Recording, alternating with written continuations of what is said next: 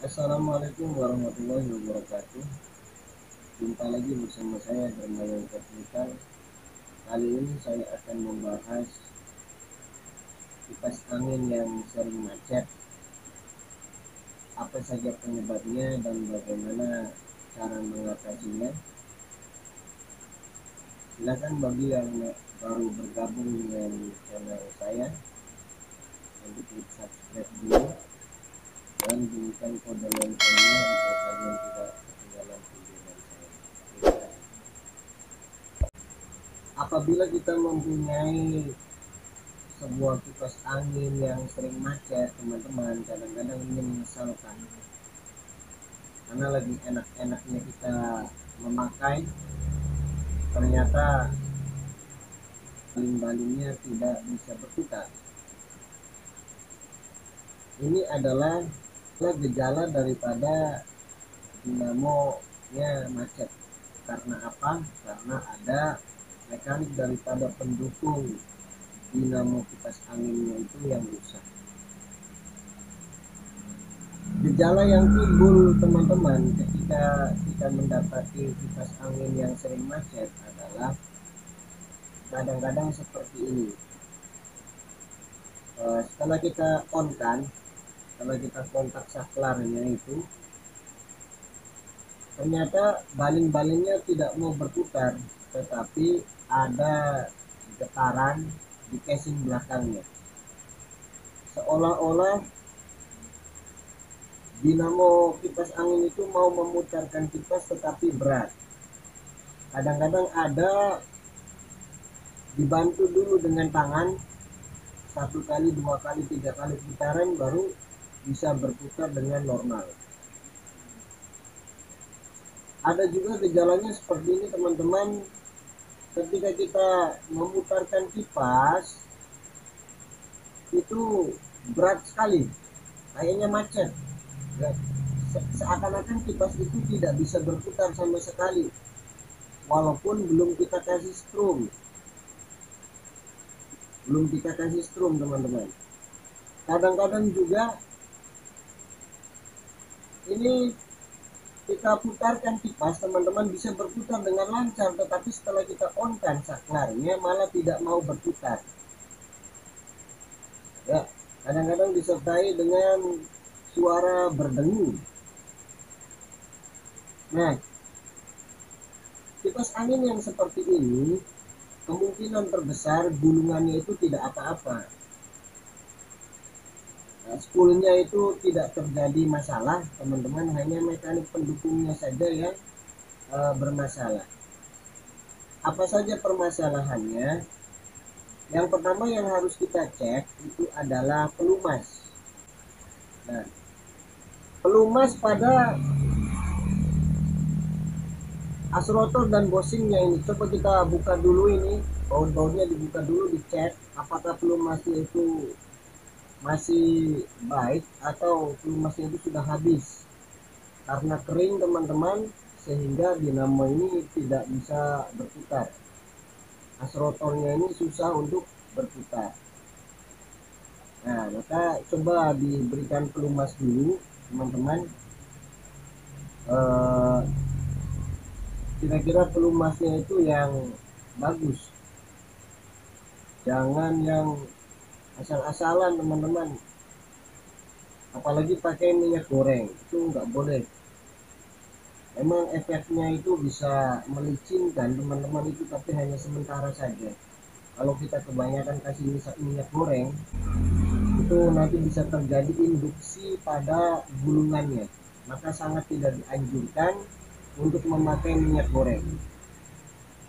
Pakai apa terus? Oli juga sama, kalau menurut saya teman-teman itu kurang bagus, karena oli ini mempunyai kekentalan atau saya teman-teman, kekentalan yang nanti kalau dia sering terkena gesekan itu akan habis kekentalannya. Juga kalau oli ini masuk ke gulungan ini bisa menyebabkan induksi ya, bisa menyebabkan induksi, bahkan nanti menjadikan spoolnya itu cepat panas. Maka apa yang terbaik? Yang terbaik adalah kita menggunakan brace atau stand pad. Nah, brace atau stand padnya itu kira-kira yang bermutu bagus juga. Ada yang khusus, ada yang ya pakai asal stand pad saja teman-teman. Tetapi yang bagus, pokoknya yang bagus saja. Itu stand pad yang untuk gearbox mobil itu bagus kalau menurut saya. Ya, kalau lebih bagus lagi pakai brace yang khusus, silahkan beli aja di toko online teman-teman. Coba ceklah di toko online, pasti banyak brace khusus untuk kipas angin. Nah, kemudian setelah kita kasih brace teman-teman ya, kalau kita mau memberikan brace kepada as rotor dan bushingnya ini, sebaiknya kita bersihkan dulu dari bekas kotoran-kotorannya. Bekas kotoran-kotorannya kita bersihkan dulu sambil dilihat apakah as rotornya ini sudah rusak atau masih bagus. Nah, coba dilihat saja, diraba, sambil diraba teman-teman ini as rotornya ya. Kalau as rotornya ini sudah ada cekungannya seperti ini ya, seperti ini as rotornya ada cekungannya, ini berarti nanti efek pemberian daripada grass, efek pemberian daripada pelumas untuk as rotor ini hanya sementara saja, tidak akan lama teman-teman. Kalau ininya sudah rusak, maka kita harus ganti yang baru, harus ganti dulu ininya nih. Ini banyak teknisi di bidang servis kipas angin ini yang tidak tahu kalau ini juga sering sekali rusak ya. Ini harus kita ganti dengan yang baru. Bagaimana cara mengganti as rotor yang rusak ini saya sudah buat videonya yang ini. Nah, tonton saja silahkan cara mengganti as rotornya. Nah, setelah kita kalau as rotornya ini sudah tidak ada masalah ya teman-teman, kita juga cek pada bushingnya. Coba bushingnya kita bersihkan dulu ya, pakai bensin atau pakai thinner, terserah teman-teman. Yang terpenting bisa melunturkan kotoran-kotoran yang ada pada lubang bushingnya ini ya. Dibersihkan dulu ininya nih, lubangnya dibersihkan dulu dari oli atau yang lainnya lah. Nah, ini dia ya, dibersihkan dulu dengan thinner atau dengan bensin, kemudian kita keringkan dengan lap yang kering teman-teman. Kemudian kita coba masukkan lagi ke as rotornya ini, ke bushingnya, kemudian kita goyang-goyangkan. Nah, kalau terjadi kelonggaran sedikit saja, itu menandakan kalau bushing ini sudah tidak presisi lagi ya, sudah tidak presisi lagi, sudah minta ganti. Ini teman-teman sudah minta ganti, maka kita harus ganti nih bushingnya, copot, ganti yang baru. Caranya saya sudah buatkan videonya yang ini, silahkan ditonton saja.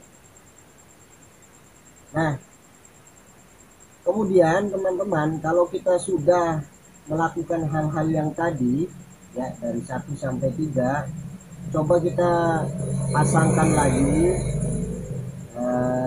as rotor, dinamonya kita rakit lagi ke mesinnya. Coba kita tes kalau kalau sudah lancar, berarti kerjaan kita itu sudah berhasil. Tapi kalau masih macet, itu pasti kadang-kadang salah pasang bushing, kadang-kadang as rotornya ini masih posisinya miring. Maka kalau ketika kita memasang as rotor yang baru atau yang setelah kita bongkar ini, ketok dengan palu ini ya, kita ketok dengan palu, kemudian kita putarkan dengan tangan. Nah ya, kalau sudah lancar, sudah bagus, ini sudah terasanya kayaknya bagus pokoknya, berarti itu sudah baik. Coba dites, kalau berputar berarti itu sudah normal.